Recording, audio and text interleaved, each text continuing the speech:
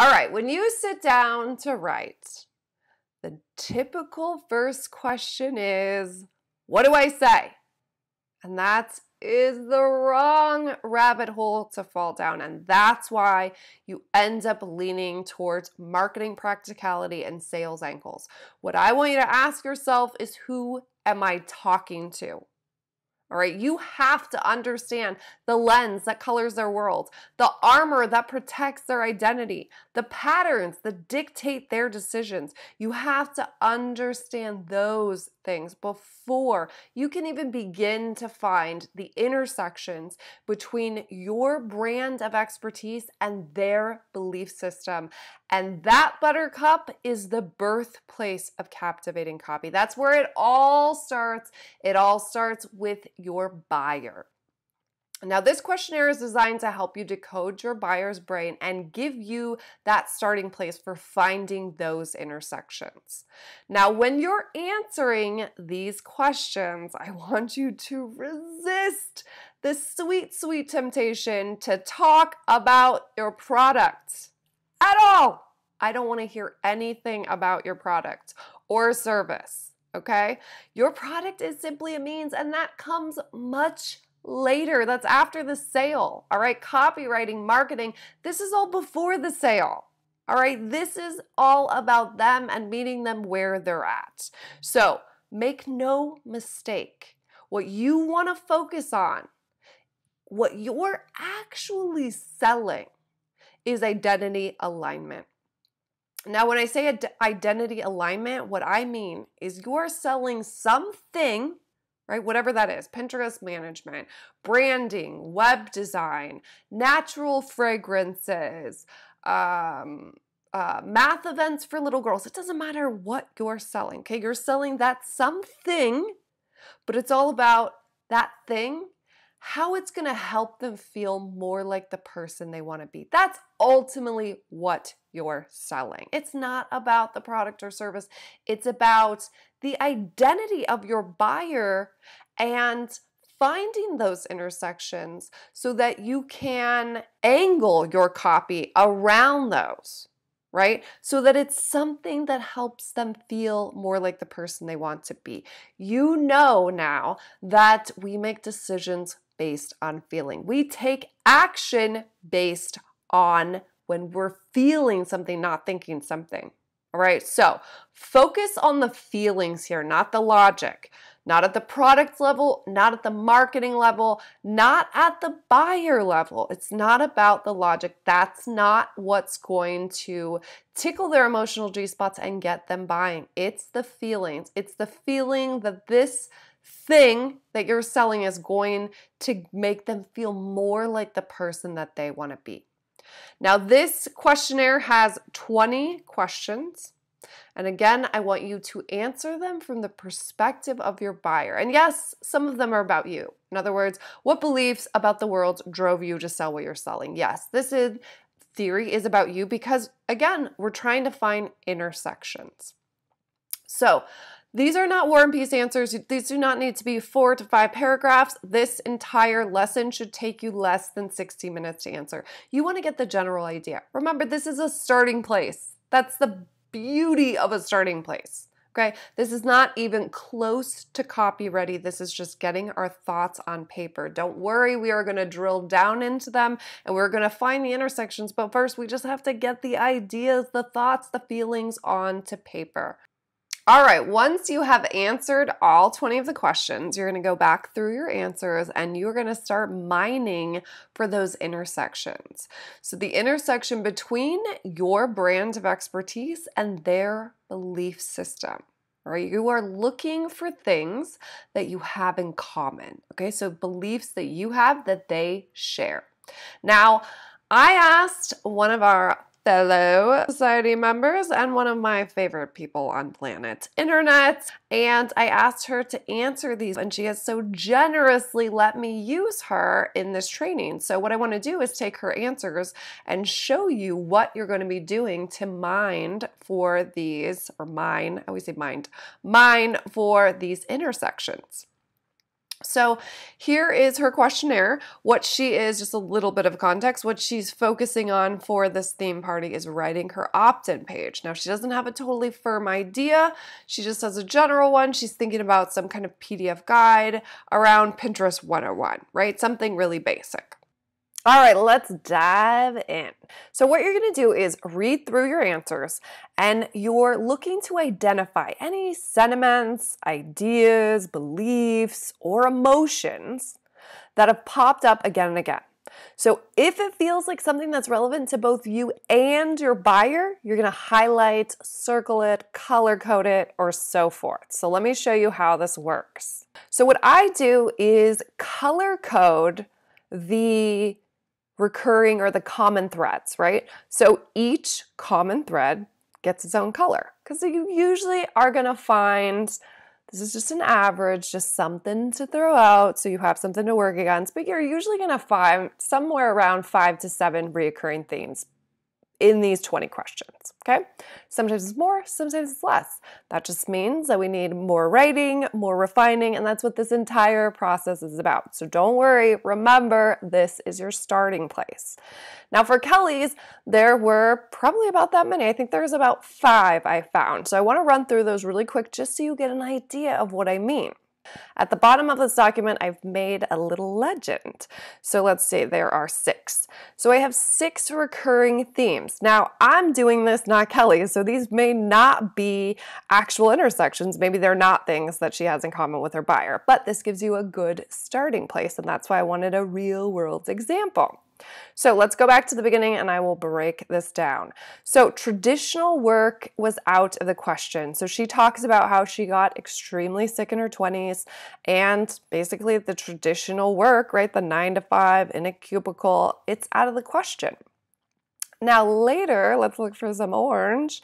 She says this again. She says, so then the question, what things do you and your buyer have in common? She says, we both have faced serious health challenges that challenge the way we looked at life.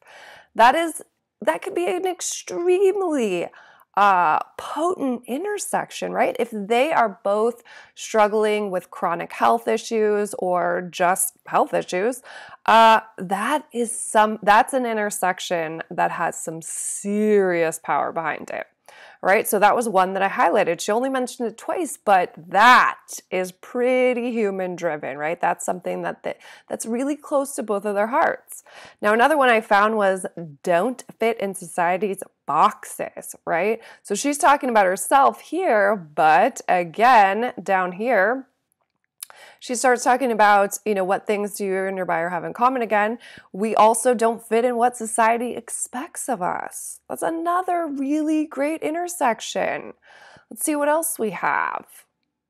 All right, we have passion for all things creative. So she's mentioned passion and creativity several times. You see right here when we're talking about how does what you sell relate to who you are.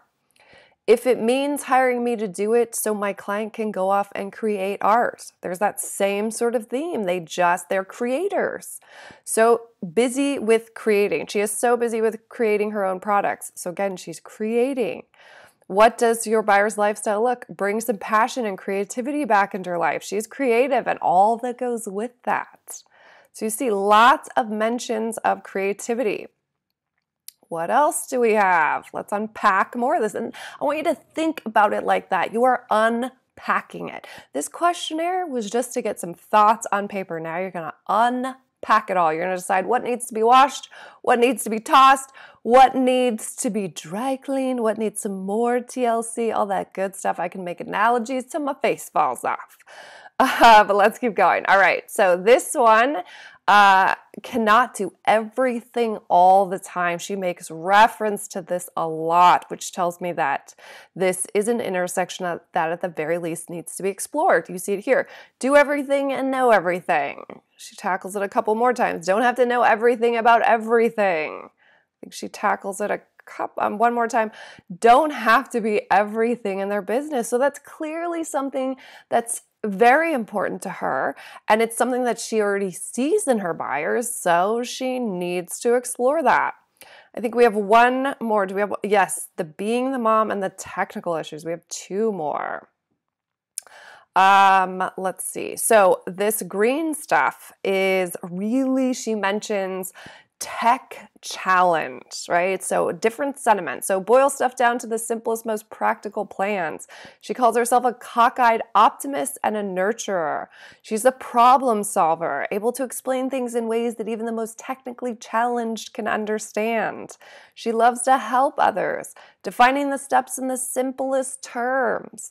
This was a big message I saw again and again, trying to figure out technology when you are not technically minded. A new technical challenge that they feel completely unprepared to meet.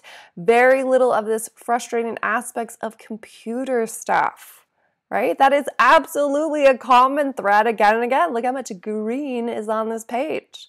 And the last one I saw was the mom card, and we love the mom card, right? So she knows they spend time taking their kids out for special trips. They're both moms, and they spend as much time as possible with their kids. So that's definitely something she should explore. So this is what you're looking to do. By all means, if you want to use this color coding, I find it easier, and color coding it will make it a little bit easier for the next step, which we'll get to in the next lesson. So slow your roll, all right? Let's focus on first and foremost rummaging through your answers to find these common themes. You should shoot for about 5 to 7. Like I said, if you're not even finding, let's say 3, we need to dive deeper into the emotional human side of your buyer. And I want to touch on that just a little bit because like I said, I gave Kelly no direction. I didn't tell her anything about don't talk about your product, approach this from your buyer's perspective. So you'll see in a couple answers, I didn't even highlight anything, specifically these 3. What would your buyer tell their bestie about why they bought what you're selling? Right now, her answer, I think, I'm pretty good at this, but I think this is an actual testimonial because I believe this is what her client said when she was forced to say something. And this is the difference between a lot of the testimonials we get.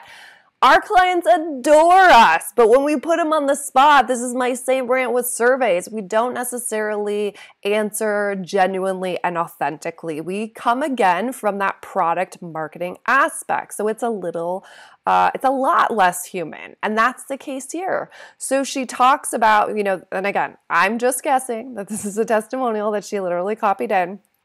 But she, this talks about, so let's read it. I can't say enough good things about Kelly. She has done so much more than just help my small business grow tremendously as a small business owner. There are many stressful times, right? My sales increased by more than 200% in the first 6 months. I have so much confidence in myself and my business. It's fair to say that I would not be where I am today without her, and I'm beyond grateful. That's all great. And I know every word of it is absolutely true, but guess what? This doesn't give us any intel about who her buyer is. This is all about her. And now you know your copy is about your buyer. It's not about you. They actually don't give a shit about you. It takes some time for them to give a shit about you. Let's just put it that way. They're in it for themselves. You're in it for yourselves when you're a consumer. Remember that. Never forget that, right? And the same thing. What would your buyer's bestie say back to them after their purchase and how it relates to you? They've noticed the increased confidence, the extra freedom that they found to do what they love rather than being stuck behind a computer so much. There's that theme again, stuck behind a computer. They want to be creating. They would also mention how much less frustrated and stressed their friend is and how much they are enjoying being successful and fulfilling their goals. I'm going to call bullshit because, again, this is the really surface level product driven answer. What I want Kelly to do again, and she knows I adore her, she knows I'm saying all of this in love, is to reapproach these from her buyer's aspect. What would her buyer's bestie really tell her? She probably wouldn't even say the word freedom, right? She might say something like, girl, I've seen all these cupcake photos on Instagram. Where the hell are you finding that time? Is this new Pinterest lady you hired? Damn, I need some of that, right? She would be saying stuff like that. She would be calling out what she really sees going on in her bestie's life. And that's the solid gold ammo I want you dropping here, right? Does your buyer believe they are in control of their life? They absolutely believe they're in control, but they also feel like they're out of control. What does that look like? Get to the bottom of it. Try and go as deep as you can. That is going to give you more of these intersections. All right, once you have your intersections all identified, color-coded, whatever method to the madness you used, it's time to mirror the mirror. Now, if that sounds like a foreign language, that's because you have not devoured my Octagon of You training, and I highly suggest you do that because it is seeped in solid gold copywriting, right? It's all about, again, getting to the heart of your buyer, understanding who your buyer is, how they tick, what their turnoffs are, how they think, what they believe, all the good stuff we've been talking about. And one of the angles of the Octagon, as you can imagine, there are 8. One of them is called Mirror the Mirror. And it is all about your buyer specifically. It is about putting a mirror in front of them and being able to speak to them with such depth and authority and knowledge of who they are, of true understanding of who they are, right? You get them. So what we're going to do is take these intersections that you've identified and we're going to drill really, really deep. And we're going to think in terms of their day. A day in the life of your buyer. What does that look like? So let me show you how this works with Kelly's questionnaire. So again, we've identified these intersections. I have this little legend at the bottom. We've got 6 intersections. You're going to do this for each intersection you find. So let me show you what this looks like. So the first one, or not the first one, but the first one I tackled was the health challenges. So remember, and again, I'm doing this for Kelly, so this might not turn out to be an intersection for her, but you're going to see how this works. Because here's the thing, you may not know enough about your buyer to really know if this is an intersection. And this is the exercise that's going to tell you, is it truly something that is a common thread, a reoccurring theme between the two of you? So we're going to tackle health challenges. So what I usually do is copy all of the references of that intersection in a new document. And then what I do is I start asking a very specific question. And this is basically the prompt I want you to follow, although the question's going to look different based on the intersection you found. But basically, so we're talking about traditional work was out of the question, right? Health challenges that changed the way they looked at life. Now, here's the thing. Let's take a step back. Context. What the hell does this actually mean? Yes, traditional work was out of the question, but why? Why is it out of the question, right? Because yes, in this instance, we're talking about health issues. But what does that look like in their life? And this is what I mean. What does it physically look like for traditional work to be out of the question for this particular buyer as far as how their day looks? How did the health challenges change the way they looked at life? And I mean exactly how did it change the way they looked at life? This is what you're asking, right? You want to mirror the mirror. You want to get so deep into their brain. It's like you rummaged through their brain matter, through their garbage. You know them scary well. And this is going to take some brainstorming. Okay, this is not necessarily going to come super duper easy if you're not quite sure who your buyer is yet. But a guess is better than nothing. So long as it is, again, steeped in their everyday life, their real world. So for this question, what I would pose is, what does traditional work being out of the question physically look like in their world? Okay, this would be the first question. I would ask several questions based on how many intersections. For this one, there's 2. So my second question would be, how did their health challenges change the way they looked at life? Specifically, what did that change in their belief system? But let's tackle the question at hand. What does traditional work being out of the question physically look like in their world? So this is Kelly's buyer in their particular world. So these are just all coming from me, not Kelly, but this is what I kind of brainstormed, and this is along the lines that you're going to do.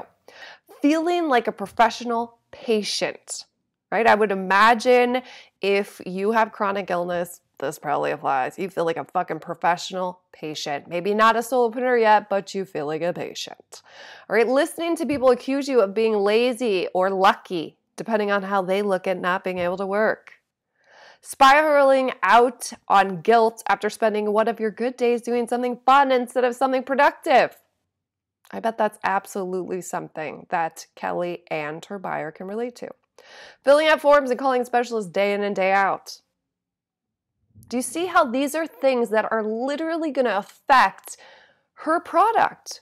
Right? If she can talk to them about filling out forms and calling specialists all day, right, and how that affects their ability to learn Pinterest, how much is that going to connect for her buyer rather than Pinterest 101, here's how you use Pinterest, how to Pinterest, right? That's a dime a dozen. But if she meets her buyer where they're at, right, knee deep in these chronic health problems and not able to work the way that they want to, that would be pretty damn powerful, right? Next, moving in with your parents and still barely making ends meet on disability. Having nothing to do all day but think about what you're missing out on. Extreme isolation. These are real world things. And this is the prompt I want you to use. What does it physically look like in their world? You're basically just going to put the prompt right in the middle, right? What does blank physically look like in their world? Again, this is from their perspective, not yours. And this is how you're going to find out if these intersections are really worthy, if they're truly intersections. You might do this exercise and find it's a commonality, but it's not necessarily a thread that you want to use. All right, let's tackle another one.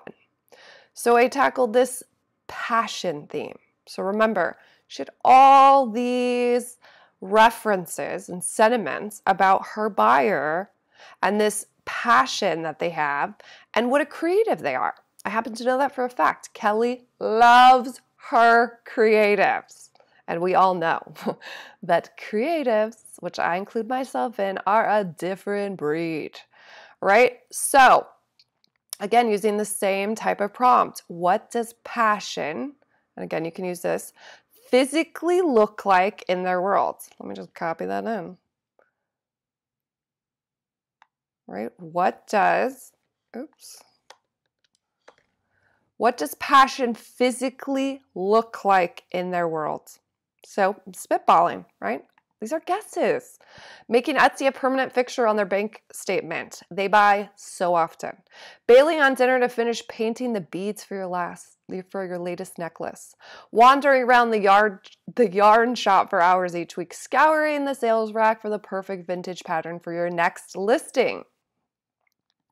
Watching decoupage tutorials until the wee hours of the morning trying to learn a new technique for your jewelry pieces.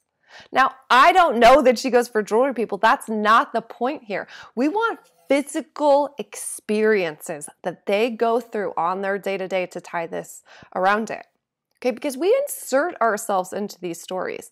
This is the problem with people thinking that if you get too specific and talk to one buyer, that you're going to alienate people. That's not the case. We know how to insert ourselves in the story if you give us the right experience to be able to insert ourselves. So let's say someone who doesn't have anything to do with decoupage, right? Maybe they are a painter, or maybe they're into sewing or something. But if they read this, they get it. Yeah, hell yeah. I work till 4 o'clock in the morning. This was my mother when I grew up. She was a seamstress.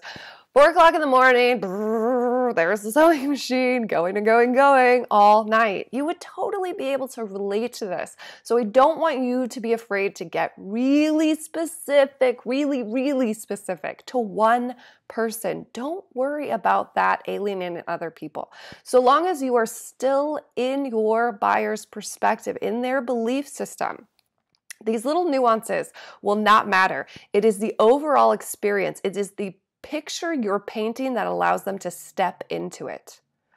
Let's keep going. Turning craft store clearance buys into fun projects that kids can work on while they upload their newest listing to their shop. Right? Again, they're moms. So let's think about what does it look like, right, to be a creative and have a kid. This is a great way, right? Is that you need to get the kids busy with something so you can get your shit done. All right. Falling asleep with their thumb mid-scroll on the iPad because Pinterest porn is a nighttime ritual. I think probably a lot of us can relate to that. So here's another question, because again, there's a lot of references to this. So if I was Kelly, would want to get really deep on every kind of angle she tackled, right? She says she is a creative and all that goes with that. So what comes with being a creative? What does that physically look like in their world? Let's spitball some stuff. All right, losing yourself in the studio for hours working on a single piece is your happy place.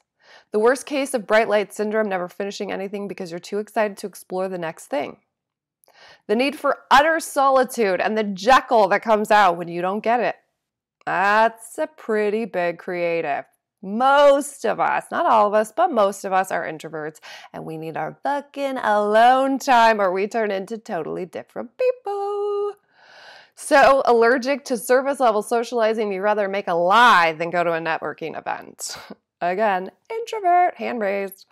Constantly pinging and ponging from pure joy to utter misery, feeling each one with such intensity, you can't even imagine feeling the opposite way. Right? That's very much part of being a creative. Never quite 100% ready to be an adult full time. Again, I am just spitballing here, but this is what Mirror the Mirror is all about. It's taking these really lofty, really broad, intangible ideas that are a dime a dozen. We've read them 100 times. They don't have a picture we can step into. So we want to get to the heart of what we're really trying to say in terms of our specific buyer. All right, step number 4 is about disrupting their inner algorithm. So once you've identified the intersections that exist between your brand's state of mind and your buyer's belief system, now it's time to use those to form answers to all those questions they're carrying around. So in other words, it's copy time, all right? Time to actually get writing. So I've got a whole lesson on the 8 questions your buyers are asking themselves that you have to answer and to get them to buy into before they're going to throw hell yeahs around like confetti. So I'm going to link that for you below. But for this lesson, I'm going to pull one of the questions out so I can show you exactly how you're going to take your Mirror the Mirror brainstorming and turn it into emotional copy that answers your buyer's burning questions. Now, the question that we're going to be working with in this lesson is, how well do you really know me? Because make no mistake, your buyer wants to be understood. They want to know you really get them. So we're going to work on answering that in the most emotionally tantalizing ways. Now, before we dive into the last part of the emotional copy workflow, let's get the right creative juices flowing. All right, let's get you in the right zone. Now, the problem with most copy is that it sounds like shit you've already read 1,000 times. And that's because the first thing that pops into people's minds when they sit down to write is usually drenched in jargon, cliches, and uninspiring mental pictures, right? Nothing that's actually going to breach someone's autopilot state, which is what most of us are in throughout the entire day. All right, so emotional copy does one very important thing above all else. It disrupts, and not in the D-bag kind of way. All right, all disruption is offering a new perspective, okay? Something that they haven't heard before that aligns with their belief system. So let's talk about how we process information. So we have a bank of experiences and patterns locked in our subconscious with emotions already attached. These experiences and patterns help us make sense of everything we're exposed to. Okay, I like to call this bank your inner algorithm. Now, your inner algorithm is designed to assess things based on these patterns and experiences that you're already familiar with in an effort to shorten your decision-making process, right? Imagine if you had to make a decision with no background information. Every single decision, what do you want for lunch? You have no prior experiences to pull from. That is your inner algorithm. And your inner algorithm is really the mental hoarder of all the lessons that you've learned. It's why you only have to touch the hot stove once when you're a kid before you learn hot stoves burn, right? This is why we all have a lot more fears as we grow up, right? We build up the danger and hazard patterns over time and by experience. This is why it's so much harder to make friends when we're older, because we're bringing our patterns to the table and we're assessing things based on those. Now, what you have to do with your copy is throw something out there at your buyer that's new, different, or unconventional, so that your buyer's inner algorithm has to stop and pay attention because it doesn't have an experience or pattern it can pull from to decide one way or another what emotion it's going to activate. You basically want to wipe their slate clean from an algorithm standpoint so you can build a new pattern for them with you and your belief system at the core. Pretty Jedi awesome, right? All right, so we last left off with Kelly's Mirror the Mirror brainstorming, where I walked you through 2 different intersections that I uncovered in her questionnaire: traditional work not being an option and passion for all things creative. So let's tackle that question that I mentioned before. How well do you really know me? Now let's say that we're working on the headline and copy for her About page. So remember, Kelly is a VA who specializes in Pinterest management for creatives. So the first thing I like to do is list out all the obvious bullshit that is said about Pinterest so I can avoid all of it, right? And again, we're talking cliches, jargon, and uninspiring mental pictures. So we're going to avoid things like visual search engine, how to make money pinning, custom solutions, making money online, how to drive massive traffic to your website, skyrocket or explode your traffic, amp up your blog, dip your toes in the water, curated experience, keep calm, and just insert anything in there, okay? That's a no-no. Think outside the box, next level, content is king, I do, insert anything so you don't have to. Get more done in less time, efficient or effective, one-stop shop, and last but not least, let's get more done together. I am willing to bet the best bottle of champagne they have at Safeway that 90% of Pinterest-based VAs will have at least one of these front and center on their About page. So how can Kelly avoid all the bullshit that's listed above to disrupt her readers' inner algorithm so she can get to the heart of who her buyers are with those 2 intersections we're working with, right? What kind of point of view would disrupt what they're expecting her to say? We want something that ties what she's selling, again, Pinterest management, to who her buyer wants to be. Now, we know that her buyer feels like a professional patient, but wants to feel like a contributing member of their family. We know they aren't mobile enough to survive in a traditional 9-to-5 gig. We know creating art is what gets them out of bed. And we know that they need passion or they're going to lose interest. So let's brainstorm some ideas. How about, I don't even like the internet, but Pinterest is my love language, right? And this is headlines front and center on her About page. Right? How many VAs do you think are going to tell you that they hate the internet? Okay, it's their lifeline. So I bet that'll get their attention. Nobody's going to say that. Approach number 2, how about professional patient by day, Pinterest porn star by night? Yeah, baby. Boom, chicka, boom, boom. So this lightens up the heaviness her buyers are feeling with some naughty wit. There's nothing wrong with that. And I'm sure they're not going to be expecting it. I doubt any other VA is going to call themselves a Pinterest porn star, right? Now, I have to say, disclaimer here, I know Kelly very well. She's a caregiver through and through, and this is not her personality. But with these different approaches, I just want to give you a really broad scale of the different shades of disruption, because that comes in all different forms based on what your archetypes and personality really is. So I'm kind of going off brand just in the name of giving you lots of different approaches. All right, so approach number 3. The only thing less social than me is Pinterest. right? Definitely unexpected. This would set her up beautifully to start connecting the dots between the creative common threads her and her buyers share, right? What marketing expert is going to admit that they don't like peopling? That's really unexpected. Okay, approach number 4. Pinterest is my panic button. Panic, right? That's probably something her buyer is pretty well acquainted with. This is disruptive, but it's also going to make people lean in to find out, what does she really mean? Right? Do you see how this sets her up to reframe things for them, hence creating a new pattern?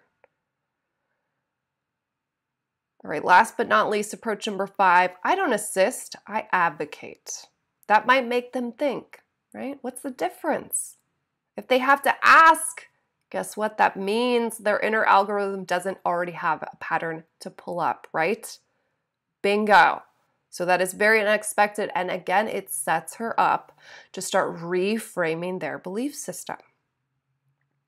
So this is where you rinse and repeat this process. Obviously, what we've just gone through are just headlines, right? But you're going to do the same thing for every single sentence of your copy. Think of a disruptive headline, and then you're going to provide emotional context. Okay? The context is what people need to create that new pattern. It's going to go headline, context, headline, context. This is the flow you're looking for. So if we took the example above, right, one of the approaches, let's say the only thing less social than me is Pinterest. She might go on to say, because I want to give you a full-blown situation, right? A real example here. So we're going to expand. We have the headline. Now let's expand the context. Okay, so she might go on to say, and I want you to notice how I've incorporated parts of the other headlines I brainstormed. So just because you don't actually go ahead and use one of the headlines you brainstorm, it might still be a point that you want to reference in the context portion of it. So she might say, the only thing less social than me is Pinterest. I've always been an oddball who prefers a handful of help you bury the body kind of friends to the nonstop peopling of a happening 4-volume address book. Not that I'm fending off invites to wander around fabric stores scavenging bargain bins for vintage patterns or anything. That's a solo mission for sure. A perfect Friday night for me is watching crochet tutorials until my sister can't take it anymore, eventually falling asleep mid-scroll on the iPad because Pinterest porn is a nighttime ritual. Where else can you find gifts your kids won't re-gift, techniques you've never thought of, and recipes that give you the midnight drools? It's like walking into Costco, grabbing everything I need and never having to talk to a soul. In other words, my dream come true. Okay, next headline, right? Headline, then context. It's my panic button. Whether I'm feeling like a professional patient that day or just staring down the barrel of a backlog of orders that need to be packed up. When life gets to be too much, I escape into the creative utopia that is Pinterest.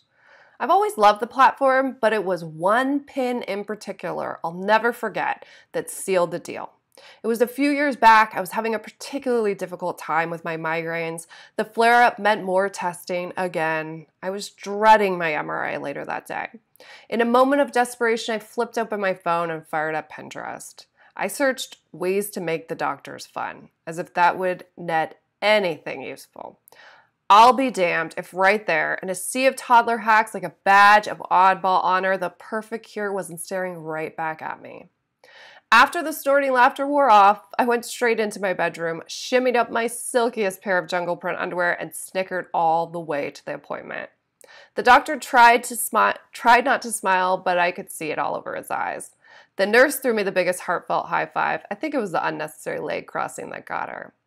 After that pin, I knew that Pinterest was going to be my secret weapon, like a virtual support dog that never leaves your side. Boom. Okay, do you see that? We've got headline. The only thing less social than me is Pinterest. She's setting the stage, right? She loves Pinterest because she gets shit done, but she doesn't have to socialize. Probably something that her buyer can relate to, right? And then we even use, it's my panic button. Okay, and then she goes into the backstory of how she really got so passionate about it. Is it directly connected to Pinterest management and the actual skills that she holds? No. First of all, we're talking about an about page, so every page is a little bit different, right? Depends on what the goal and the context of the page in and of itself. And About Made, she wants to talk about her, but she also always wants to tie it back and connect the dots to her buyer. And this is exactly how you do it. Do you also notice how graphic and vivid I've made it? Right after snorting laughter wore off, I went straight into my bedroom, shimmied up my silkiest pair of jungle print underwear, and snickered all the way to the appointment. I don't go in and specifically tell you what the pin said, right? But I paint a very graphic picture for you, a very graphic mental picture. This is a story that her buyer can step right into. Okay, and she has nuggets of that in all of the copy. A perfect Friday night, what she likes to do on her solo missions, right? How she is in a personal, social context. This has so much emotion in it. So I hope this has really given you a great example for you to lean into. Okay, how does disruption work? How are you connecting the dots from your brand state of mind to your buyer's belief system? How are you disrupting their inner algorithm and creating new patterns for them so they can get the hell out of their own way? This is what emotional copy is all about. So it is now your turn, Buttercup. If you have any questions or just want some non-judgmental ears to help you work through this process, please stalk us down in the Soulpreneur Society Facebook support lounge. We are happy to help.